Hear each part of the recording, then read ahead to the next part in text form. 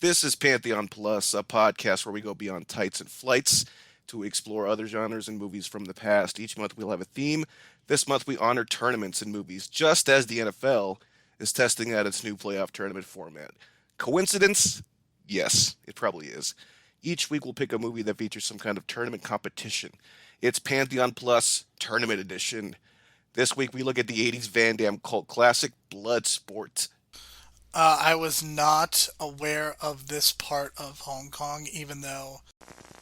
The Kumite, the world's ultimate competition. The true story of a contest so deadly it must be held in total secrecy.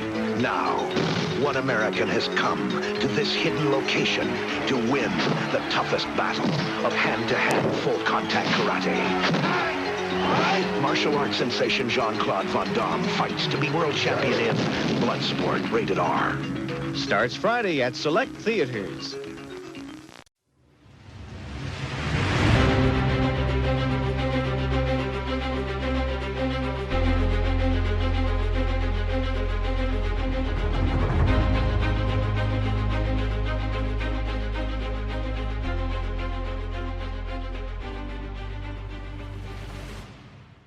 My name is Brian the Brain. You can find me on Twitter at Brian the Brain. You can find additional episodes of this podcast through Apple Podcasts, Stitcher, Spotify, and all your favorite podcast apps through the real world. We strongly encourage you to leave a 4 or 5 star review to help people discover the show and the great work that the folks at the real world are doing. If you want to interact with us, you can do so by sending us feedback on Twitter at Hero Pantheon. And my co-host for this week and every week this month will be Jerome Cuson. He can be found on Twitter at JeromeC1985. And this is kind of like a similar kind of feel. If you've seen these two movies back to back in a short amount of time, like we did, very, very similar. But, that's kind of like a homage to it anyway. This is 13 years after Enter the Dragon. This is 1988. And this is the fictional bullshit story of Frank Dukes, the famed, well, and at the time people thought he was legit martial arts fighter that opened up his own karate dojo and became a fight stunt coordinator in Hollywood and made a bunch of friends and lied to a bunch of people. And because his story ran so wild, they made a movie about him. And this is the story of Bloodsport. Yeah, it's your typical 80s, excess movie, over the top. But there's something about this movie that kind of, I don't know if it's because I watched it as a kid a lot, but something about the soundtrack, the look, and the feel. I also feel like I notice now there's a lot of like pro wrestling feel to this movie, so I think that's why I like it a lot. And last week we kind of had a red herring. I said it was tournament month, but in Enter the Dragon, they never even finished the tournament. In this case, they actually finished the tournament. Not only that, you got actors from both movies. Bolo Young played one of the henchmen. He played Bolo in Enter the Dragon. This time he's playing the supervillain, if you want to call him, the big boss at the end. He's calling himself Chong Li in this movie, representing South Korea in the tournament called the Kumite. And the Kumite is basically this, I don't know, if you want to call it fictional, underground fight tournament that in the movie takes place in Hong Kong. Very fascinating background to it because I think the layers behind it all, it's kind of interesting the way they kind of framed it and structured it in Hong Kong inside this city. Well, you've been to China, Jerome. You taught there. Have you heard of this city, this famous city where this movie takes place? Let me get the name. It's the famous Kowloon walled city in Hong Kong that's been ungoverned or was ungoverned for a long period of time. And I thought it was really interesting. They kind of shot the movie in this location. I didn't really know the history about it until recently. I looked it up. Did you know about it, post trip or during the trip? I was only there for a weekend, so it's a spot from Bloodsport was not at the top of my agenda at that time. But there are definitely there's some parts of the movie that do look a little bit familiar, and but there is definitely a lot of Bruce Lee material in Hong Kong. I recall taking some pictures of like some things, and yeah, I mean, I was actually surprised at the fact that I didn't hate this movie because I kind of thought I would. I'm not going to sit here and tell you that it is a classic masterpiece of the genre, but it is perfectly acceptable action fair, and in fact, I think some of the action scenes are very entertaining. I think Jean Claude Van Damme is a very credible action hero, and it's easy to see why he kind of carved out this little corner for himself. Does he have the charisma of Sylvester Stallone or Arnold Schwarzenegger? Definitely not. But I think what he is able to do compared to those two is that he really looks like he comes across as very real in his ability to just kick ass without using like a gun or a weapon of some sort. Like his body is the weapon, and I think those are some of the best parts of the movie is when we actually get to see him fighting. I mean, a lot of the dialogue and a lot of the exposition is nonsense, but when the movie goes with the tournament and when the fighting is happening, that's when the movie really is at its best. Yeah, and like I said, based on the alleged tales of Frank Dukes, who, like I said, made a lot of friends in Hollywood, and one of those friends was the screenwriter of the movie. He told all these stories to the screenwriter, and then he's like, you know what, Sheldon Lettich, I think is how you pronounce his last name, but he basically said, I'm going to take your story and we're going to turn it into a movie. And he produced it or he took it to Canon Pictures, famous Canon Pictures that also produced Superman 4. They were producing a lot of movies at their tail end run. If you look at their filmography, like 88, 89 was like their last years, and this was part of their last run, but they were trying to make so much, they were trying to even out, it looked like, if you look at how many movies they were producing at this time. So at least this one was kind of a hit. It, produced on $2 million, made 50 worldwide, it's become a cult classic. So I think financially it did what it was going to do in the box office, but I think in the long run, the VHS market was where it's at, because that's obviously where I saw it and watched it multiple times. Went to my cousin's house multiple times because he had the VHS. Remember a lot of memories of me and him, my cousin Randy, watching this movie a lot. So, this has a lot of nostalgia to it for me. And I know it has a lot of places in a lot of people's hearts too, just because of the way that, the VHS culture of the 90s, this was kind of like that perfect kind of movie. It's only 90 minutes. It flows really well. It does have a lot of flaws, but I just feel like the way that, they kind of put it together and the way that they made it feel, especially with the soundtrack. Van Damme, what can you say? Like you said, he's a great actor. No, not at all. Does he do some good performances sometimes every once in a while? Yes. Was he trying hard in this movie? Yes. Was he the best performer? No. But still, man, I think he did a decent job. So, and what's funny too is like Frank Dux actually helped with the choreography of this film.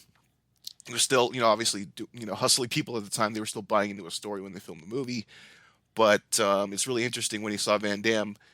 He thought Van Damme wasn't in shape enough, so he put him on a 3-month rigorous training program before the movie to get Van Damme in shape. And I just thought, man, he really, reading this stuff afterward, it's like he hustled Van Damme too. But I mean, it's what it is, man. He got him in shape for the movie, I guess. I guess that's what matters, right? The other interesting thing too is, like I mentioned, Bolo Young got casted again, obviously playing a different person, but he plays does homages to his character from Enter the Dragon. Like when there was this demonstration where Van Damme's character Frank Dux breaks a brick, which is the most bullshit thing you've ever seen, because they call it the dim mak, and dim mak's supposed to be this deadly, acupuncture hole or something where you hit the guy like in a certain acupuncture point and they just die or whatever. Here they made him break a brick at the bottom from a pile of bricks, which is totally impossible. It was just ridiculous, but that's what they were doing with the dim mak. But Bolo sees it happen, and then he looks at the brick and he says to Van Damme, the brick doesn't hit back, which is just exactly the way Bruce Lee talked back to him in Enter the Dragon when Bolo breaks the board, and then Bruce Lee goes, board don't hit back. So I thought that was really interesting. I didn't pick up on that until recently, until when you watch the movies back to back, it's obvious when the same lines are being redone and then kind of reiterated for the character. So I thought that was really cool. And then some of the way that they filmed the movie was also like the same way they shot parts of Enter the Dragon. The way that there's this character named Ray Jackson, we'll talk about in a second, but he's the guy that looks like Braun Strowman, the American. The way that he got his ass beat is the same way they shot what's his name? Bolo Young getting his ass beat. Or, excuse me, it was Bruce Lee getting beating the other guy up, but when he stomps the guy, viciously, that famous Bruce Lee stomp, they do that here too, in the same way they shoot with Bolo Young. So I thought that was really cool. So they do a lot of homages to Enter the Dragon, even though they kind of keep it unique.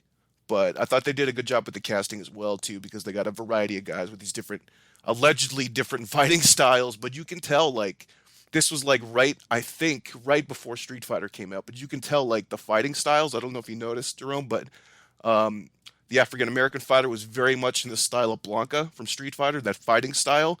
And the sumo guy also very felt like the sumo guy from Street Fighter as well. And it felt like they took some of those inspirations and took that into Street Fighter, which is kind of weird because next week we're going to talk about Mortal Kombat and how Street Fighter interfered with Van Damme being in Mortal Kombat. So, did you pick up on those little, fighting stances that I picked up on? I mean, to an extent, I think obviously Street Fighter and Mortal Kombat take a lot of their cues from these kinds of movies, from Bloodsport as well as Enter the Dragon. I mean, I think that's pretty obvious that's clearly what they're going for, and I don't think it's any wonder that those games were so popular, just because of the level of violence and what you were able to do in those games. And to an extent, I think, I mean, this movie kind of feels like a video game at certain points, just with the level of action and a lot of the dialogue. It kind of feels like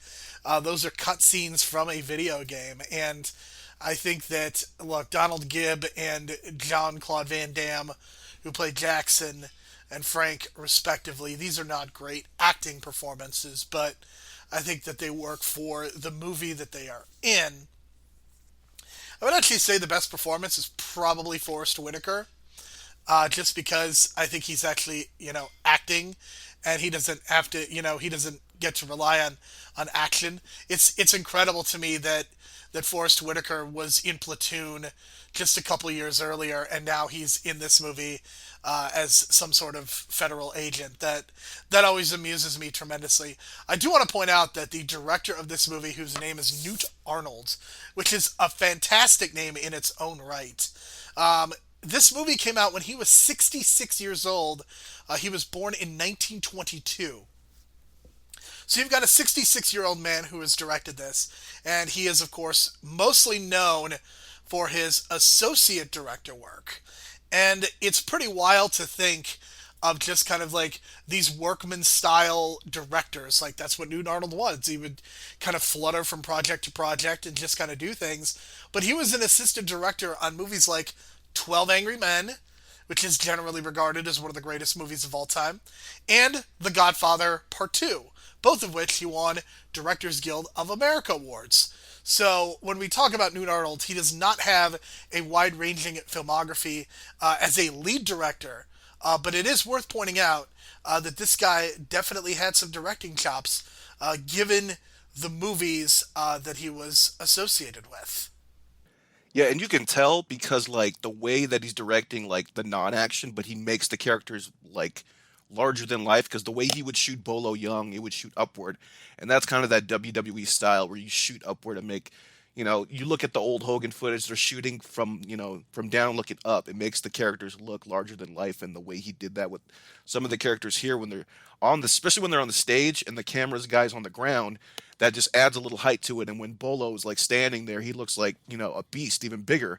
So I thought that was a great job. And he had that eye for it, especially when, like I mentioned before, the way that city is designed, it's so incredible. If you look at the pictures of it, it's like a tight brick city, almost like the one from Dread, right? But just even tighter. And there's no law. Well, not no law, but it's pretty much run by like triads or whatever. But the way that they would go in there, almost like this maze, you know what I mean? And the way he shot that, I thought that was a great job too, because it just, like I said before, I think the sets on this movie are just very the same thing with Enter the Dragon. They got the real sets on location, actual people from Hong Kong in the background, and they did a great job with that. And I love it when movies do that because it just makes them more feel authentic and real, and that's what kind of this movie needed. If you're going to have bad actors in it, you need to make everything else elevated. So I think they did a good job with that.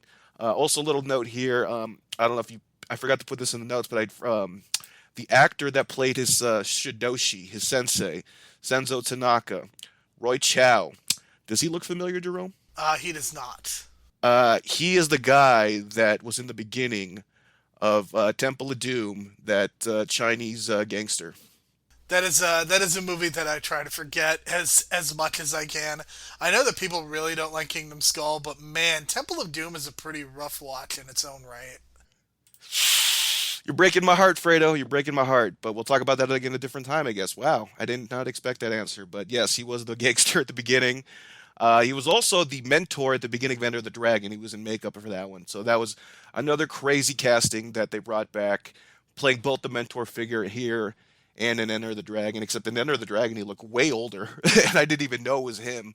And I had to look it up just to make sure. But they did a good job on that makeup for Enter the Dragon, apparently. So those are pretty much all the notes. There's not too much to the background. We already mentioned Newt Arnold's background and the way that he's not primarily a director, but he did a good job. So, and of course, Stan Bush, I guess shout out to him. He's famous for the Transformers cartoon music, the original movie. I'm a guilty pleasure of that, but not the movie itself. But yeah, he did the voices or the vocalists for the songs in the movie. But when the soundtracks came out, he actually didn't get credited to that, and they put someone else on the vocals for the soundtrack. So that sucks for Stan Bush. I don't know why they did that, but if you look at the soundtracks for this movie, a lot of the soundtrack stuff on the vinyl releases and stuff, it's all not Stan Bush, so it's kind of sucks on that. And if you're a Stan Bush fan, but other than that, what still works for this movie, like I said, the set is great, the music is great. It has a kind of a gritty kind of feel to it, even though you got Pretty Boy Van Damme and all these cast of characters that he's fighting around. But like I said before, it's the crowd in the background that kind of gives life to this movie. All the little um, even the people in the restaurants and things like that. I just love little details like that where you fill up a whole scene with extras that are not real actors kind of thing. I'm a fan of that. So they did a lot of that. I already mentioned how the city was filmed, or it was filmed in a city that not a lot of movies actually filmed within this city, so it's kind of rare. It's kind of like a piece of history, considering if a little piece of Hong Kong history. So that's kind of cool as well. Decent performances. We mentioned Ray Jackson. He's actually the guy who goes nerds in Revenge of the Nerds. So he's got some experience coming in. He's not just a newcomer, but him and Van Damme have a good chemistry. A little odd at the end though. This kind of goes to what doesn't work, but for some reason they said they love each other at the end, even though they only knew each other for like 3 days, which is so weird. But fighting spirit, right? I don't know. Um, but yeah, Frank Ducks. I like his origin story, like the first 10 minutes of the movie, where he's kind of like looking back, and you kind of tell a story in like 5-10 minutes, where he's actually not the son of Shidoshi Tanaka, but he's actually like almost like an adopted son. He got caught breaking into his home when he was younger. He just wanted to look at the sword, but then Shidoshi Tanaka felt he had the fighting spirit, so he decided to train him. But then Tanaka's own son died years later, so in honor to honor him, he wanted Tanaka to train him. So he trained him, and then he goes off into this Kumite tournament to represent and honor his Shidoshi and the Tanaka clan, and that's kind of the background of it all. So really, the idea, Frank Dux doesn't want to win the tournament for himself. He wants to win it in honor for his Sadoshi, in honor for his fallen, adopted stepbrother and his ailing, step adopted father, I guess you can call him. So that was kind of interesting that they kind of set that up and made him kind of selfless. So he had a reason to win, but not for himself. So I thought that was a really good protagonist. That's some good wholesome shit. You know what I mean? So I thought that was pretty good. And of course, you got Forest Whitaker. I don't know, the plot line of him being chased around Van Damme by I guess the military officers of Forest Whitaker and the other guy, but it just feels like Forest Whitaker is trying so hard in this movie when he shouldn't be, because he doesn't have to act that good in this movie for it to be good, but he's trying his ass off. But it just also feels like he just doesn't belong in this movie, and he's just too good for it. But that's kind of how I feel about that, because that whole subplot really doesn't work. But again, you're kind of in it for the action and the tournament, and the synth score is just amazing with the flute and stuff going on in the background to go with the fighting sequences. So I think with all that, despite the performances and Forrest Whitaker just being in the completely different movie, it feels, there's a lot of positives to come out of this. It's a fun watch. So I think with all that put together, it kind of comes out to this cult classic that people love. I can certainly see why this is a cult classic, and I think the fact that it's 90 minutes also really lends itself well to being a cult classic because this isn't something that is going to be very time consuming. And I give them a lot of credit for putting this movie together in such a way where it makes sense. It is definitely a product of its era. This is not a movie for a lot of reasons that would get made in the way that it got made back at this time. So I think that's something that I was thinking a lot about as I was watching the film was like just how different some of the things would be portrayed, and I think there's kind of an anti-government kind of aspect to the story with Jean Claude Van Damme's character that really doesn't get explored, but is definitely under the surface because clearly there's some shit that's going down, and Jean Claude Van Damme, not a great American accent either. I will say that there's a reason that he is called the muscles from Brussels, but I think that in a lot of ways this movie is a byproduct of its era, and you are going to accept that because for that, like it's fundamentally not going to work otherwise unless you accept the fact that this is something that was made in the 1980s for that specific audience. But I will say that it was tremendously this is a tremendously fun movie. I think when you just kind of sit back and watch it, I think again the action sequences are the best part of this movie, and I think they're pretty consistent and just in how realistic they look. And I'm sure that they did use doubles in some cases, but it definitely felt like the people that were supposed to be fighting were the actual ones fighting. So that was also very much appreciated. I think that look, if you're sitting down to watch Bloodsport for the acting, then you are mistaken because that's just not what this movie is for. You are not sitting down to watch this movie because it's going to be a classic. And I'm sure we can get into this on things that don't work, but the journalism plot line I think is very goofy, as you have just that whole storyline, just like like she is almost immediately just having dinner and pretty much violating her oath as a journalist. That would be Janice Kent, the character from Bloodsport. So, not a great journalism movie, that's for sure. Yeah. Let me go back to what's working for me because I wanted to also mention you put over the referee, and it made me think this kind of little bit of a side discussion, but in terms of like wrestling and boxing, I don't know. There's always this discussion like the referee should not get over, and they should kind of hold back their facial expressions and their expressions, but you couldn't help but enjoy the referee in this one, and you pointed that out as well. And I don't know, I'm one of those people where, I don't think in boxing they really don't even think about this, but in wrestling they're so self conscious about the ref can't get over as well as the other guys, which I think is kind of whatever. In this case, and this is a little side discussion, but if you're a ref and you can get over like that, get over because I think you'll make more money from the company in the long run with merchandising and stuff like that, and you become more valuable to the company. But yeah, I'm cool with referees being overly not totally over animated, but if you can get over, man, get over. What do you think? I think that it was very subtle. Like it's not one of those things that I think you're sitting down and I'm like, oh, I want to see what the referee is going to say or do. I think it was just one of those things where, as somebody who is a wrestling fan and who does at least watch a cursory amount of boxing and sports, that you do notice like when the referees are there and what the referees are doing. And he definitely had some pretty fun non-verbal reactions, and that's exactly what they should have been. I don't think that giving him a character was appropriate for this movie, but I did appreciate the fact that he did at least feel like a human being and who was fully trying to realize just like what's going on and the magnitude of what's happening. And it's pretty remarkable that they would allow this tournament to take place again, kind of the radical 1980s. I don't know if in 2021 we would get the Kumite tournament. I mean, I guess UFC is a thing, and that there is always the possibility of death, but the Kumite seems really risky. Because we talk about Chong Li played by Bolo Young, and he's the big bad guy. He's like the Brock Lesnar of this movie. He does some crazy shit. Like he murders a guy in the semifinals just because he can.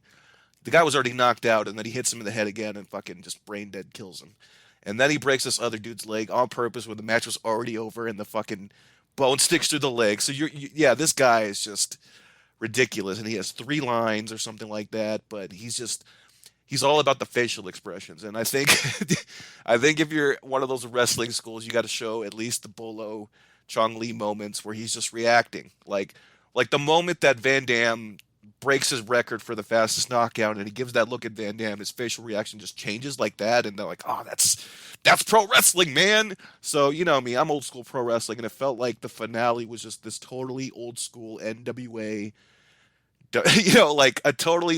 It ended almost like exactly like Magnum and Tully in the I Quit match, but in this case, it had two ref bumps, and then powder to the eyes from the bad guy, and then you had the babyface comeback where he had to figure out where he was, and then kind of drain everything out and just focus on the fighting, which was kind of set up at the beginning of the movie with his training. So that kind of was a good tie-in, but it just felt like a real fight at the end. Like this dude was just like cheating like a motherfucker, and you just wanted him to fucking not die. I mean, he did put Jackson in a coma for almost like a day, but man, he's a good villain, and he does it so well. And you can tell, like, I don't know, Brock studies him or whatever, because it's so Brock Lesnar circa like 2014, 2013 Brock Lesnar, man. And he's got these great facial expressions, and he's just such a son of a bitch in this movie. He does a way better job than he did in Enter the Dragon.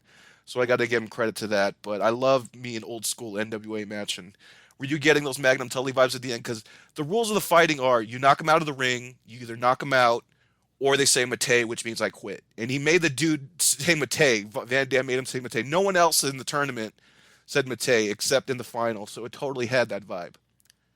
I mean, I definitely think that what it shows is that there is a connection between pro wrestling and good storytelling, and I think that's something that used to exist. I don't think that it actually exists at this point. I think pro wrestling has kind of become this very insular thing, but here I think there's a very clear connection, and especially in 1988, pro wrestling was.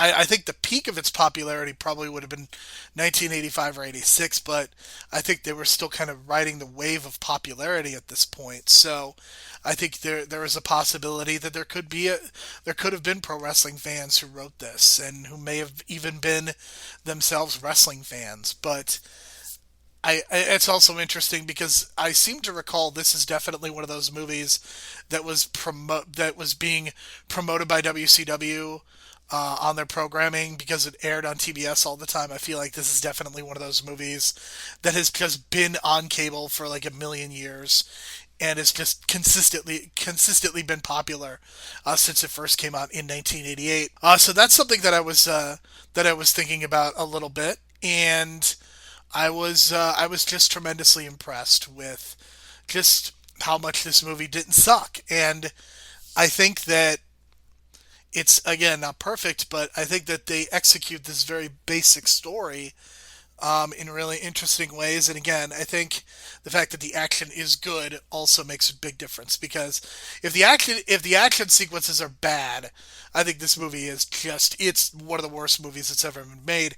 And as is, I think it got a couple of Golden Raspberry nominations, which it's absurd to me that those exist. But yeah, I think that this movie works because of the action and because of the very basic storytelling that you can execute when you're doing fighting and tournaments and all that jazz. Yeah, and you already mentioned it. What doesn't work is the horrible journalism plotline. The actress was Leia Ayers, and she's basically kind of sleeping her way to get to a story, and the ethics of it all. And yeah, it's kind of like not a good look, considering that she's the second female character in because the first one is Tanaka's wife, and you only see her at the beginning for like 2 minutes, and that's it. She's there to say hi. So it's not a good look for the female characters in this movie at all. That will be kind of fixed next week with Mortal Kombat, because Sonya Blade kicks ass in that movie, and they let her kick ass. Here, it's all dudes, so, and she's like, why do you have to fight, and all that kind of thing, and you guys are nuts, and blah, blah, blah. But, she couldn't help but, cheer for her man at the end, so I don't know what that says or what they're trying to say. It's like, they were trying to compare it to her being a journalist and like, why did you want to become a journalist? Because my dad was, and it's part of me, and I want to be the best journalist I can be. Well, this is the best I want to be, that kind of cheesy dialogue, and that was some acting. That's all, just what I'll call it. That was some acting when those two had that dramatic discussion towards the end of the movie before the final. That was some acting. But yeah, that doesn't work at all in this movie, and the whole subplot of him running from the military officers, and then God, I mean that there's a really awful sequence in the middle of the movie where he turns into this like teen chase in a mall, except it's Van Damme being chased by military officers throughout Hong Kong, and yeah, it just did not fit the movie at all. And I still don't know why they're after him. Is it because he's going away for 3 days? It's not like he's AWOL. You know what I mean? Like he told them where he was going, and then I guess they just didn't approve and he went anyway. And I guess he's that important of an asset to the U.S. government that they need to bring him back, in one piece. But then they just let him finish the tournament anyway, and they're cheering for him in the end anyway. So it's like they might as well just let him do the tournament and then just let it be, and then whatever. But they just had to add the subplot. They could have cut that out and made the movie an hour and 20 minutes, to be honest. But again, Forest Whitaker, God bless him, because it just feels like he doesn't belong in the movie, and he's trying for some reason to do a good job, and it's like, bro, you're doing too much as it is. Just relax, just get the paycheck. Yeah, I think you can always do that. You can always just sit back and collect a paycheck, but I certainly think just for doing the splits alone, I feel like, I mean, God, I mean, it looked painful, man. Like him just him just doing the splits like three separate times, and I know that he is a very flexible human being, but man, like just brutal, just brutal. Yeah, so there's a lot of things not going well for this movie, but the stuff we just mentioned before that's really going for it, that's the stuff that holds up. So that's what carries this movie for 90 minutes. So This is not the kind of movie that holds up to a lot of scrutiny. Like if you really dig into this movie for longer than a couple minutes, you're gonna just really start exposing the flaws. And I'm not gonna say it's critic proof because I certainly think there are legitimate criticisms that you can make about the acting and the performances and all that stuff. But I think this is one of those movies that you if you're watching this movie, you're watching it for the action scenes, and that's it. Like you're not watching this movie for the same reason that you're watching something like Parasite or something like that. It's completely different. yeah, and then with what really doesn't sit well with me now, knowing all the bullshit that the real life Frank Dux said and all that stuff. They put all his fake records up at the end of the movie and all his accomplishments, and that just is like, wow, that's bullshit. That's bullshit. That's bullshit. Why is this? And then it's just based on true event.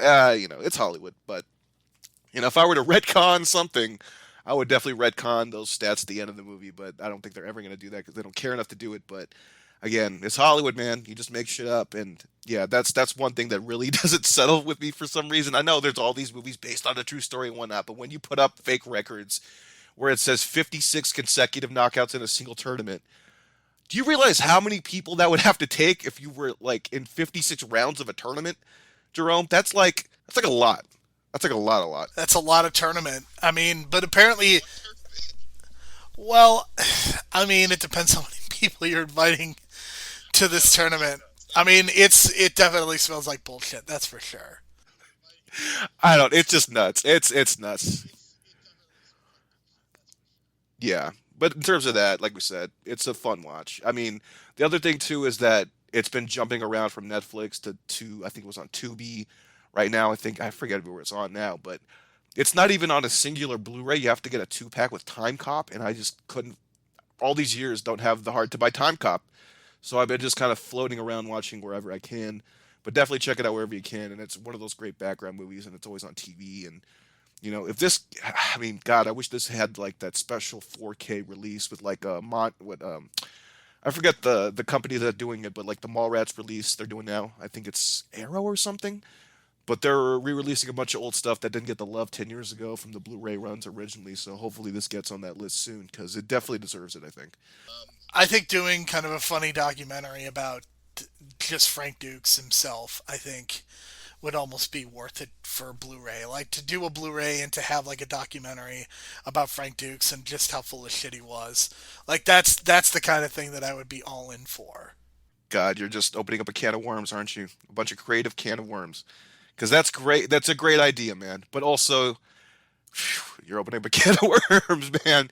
Because you have to find him. Oh, I think is he dead? I don't know. But still, it's a lot of bullshit to feed through. There's a lot. I mean, yeah, but that's what the best documentaries do these days. True that. My MVP is Arnold. He knew how to shoot this movie, man, because he brought the city to life. He brought the characters to life. He knew how to shoot the characters, make the characters unique. Especially, I think, like the first 2 minutes, like it's like a montage of all the side people in the tournament. And you see all the different styles of fighting. So he did a great job with that. And then my performance award goes to Bolo Young because he was just Brock Lesnaring this bitch all over the place, and he is just so great in this movie with like the different facial expressions in a movie with whatever kind of performance you want to describe it. Acting is what I call it in parentheses. He's working. You know what I mean? He's a worker, and he's working the crowd, the audience, so well in this movie. I think, and especially at the end when he's just, especially when he like grabs Ray Jackson's bandana, and then the final wears it around his leg, and then Van Damme sees it, and it's like, oh, you motherfucker, you motherfucker. So that was great heat, great heat.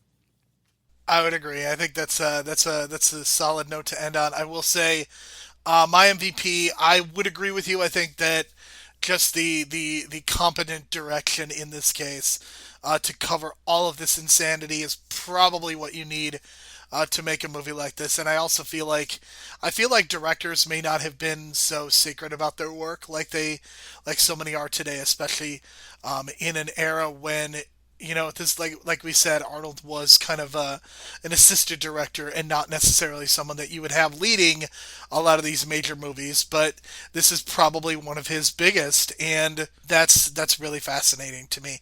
So I'm going to give him the MVP. I am going to give the best performance to Jean Claude Van Damme. I think Bolo Young is very good. I think that Forest Whitaker is very good. But Forest Whitaker is acting in a movie that's not really about the acting, if that makes sense. So I think because Jean Claude Van Damme, because of his fighting, because he's the one that has to carry so much of the action, that is why I'm giving him this award. And I think it's unique because in most cases I would give that award to the person who acts the best, and it would probably be Forrest Whitaker under those circumstances. But because of the nature of this movie, I think it should go to Jean-Claude Van Damme, and that is who I'm giving it to. Yeah, especially after three splits scenes like that he did, and that was legit him. He was legit doing the splits multiple times. So credit to Van Damme, and you kind of see that in later on in this movies. But we're moving on. Next week it's Mortal Kombat time, and it's unbelievable how many connections that Mortal Kombat has to Enter the Dragon and Bloodsport, and how it just comes full circle with some of the things with the casting of Johnny Cage, and how originally Johnny Cage, the character in Mortal Kombat the game, was based on Frank Dukes, Johnny Cage, or John Claude Van Damme in Bloodsport. It's just amazing, full circle stuff. We'll talk about that next week. I'm excited. I know you're excited. We've been talking about this for a while, and you honestly believe, like I do, that it's an underrated movie, despite its obvious flaws with the editing and being in Paul W.S. Anderson's first time around. But he hustled because he had to hustle a lot of producers to get that director spot, and he kind of did the best he could and got the Resident Evil franchise out of it. So It is wild to me that Paul W.S. Anderson has had a career that has nearly lasted 30 years at this point, because he had a movie come out at the end of 2020. So this is somebody who has been around for a very long time, has also been married to Mila Jovovich for a really long time. It is bananas. yeah, I'm excited, and this has been a good discussion because it's. I find it interesting the timing of this discussion, considering that a certain person's favorite movie is this movie, and that certain person just had the biggest crying baby fit in the history of U.S. history. So, yeah, that's kind of how it goes. But yeah, we'll talk about it maybe a different time. But next week we're talking about Mortal Kombat. I'm excited. The soundtrack's going to be dope to talk about again, and reliving all our memories from when I rented it at Blockbuster for a 2-night rental when it was the red label and not the blue label. So We'll talk to you again next week, and thanks for listening. Brian, when you introduce the movie that we're talking about next week, if you don't shout the title in the style of like it was in 1995, I am going to be very disappointed.